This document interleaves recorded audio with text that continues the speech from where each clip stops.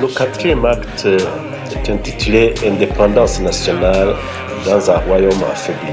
Le 1er juillet 1962, le Burundi acquit son indépendance et retrouva sa souveraineté confisquée avec l'occupation étrangère en 1903.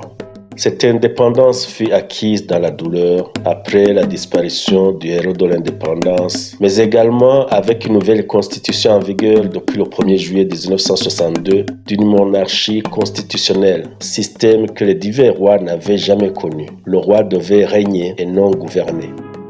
Le roi Mwambutsa IV ne pouvait s'accommoder à un concept d'un roi qui règne et ne gouverne pas, totalement inconnu dans la tradition burundaise. Le parti Prona, vainqueur des élections de septembre 1961, fut divisé en deux ailes, Casablanca à prédominance Tutsi et Moronvia à prédominance Hutu. Le roi tenta un arbitrage. Il interdit aux politiciens de faire de la politique sur des bases ethniques. Mais 2 ans après, en septembre 1964, il fallut bien constater que cette division était profonde. Certains amis de lutte de Rwagasore, tels Miré Kano, entrèrent en dissidence vis-à-vis du parti Prona, jusqu'à créer une milice qui orchestra des massacres de Tutsi dans les communes de Bukeye, Bugendana et Muramvya en octobre 1965.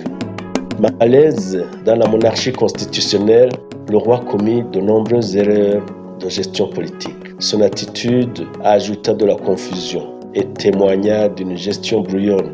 Souhaitant prévenir les ressentiments ethniques, il fit alterner au gouvernement Ganois, Hutu et Tutsi. Il le dira lui-même qu'en tant que roi du Burundi, il ne se voyait pas privé de nommer les hauts fonctionnaires de son administration. Et par conséquent, quels que soient les dispositifs de la nouvelle constitution, il s'arrogeait les prérogatives de nommer ses premiers ministres et d'autres hauts fonctionnaires.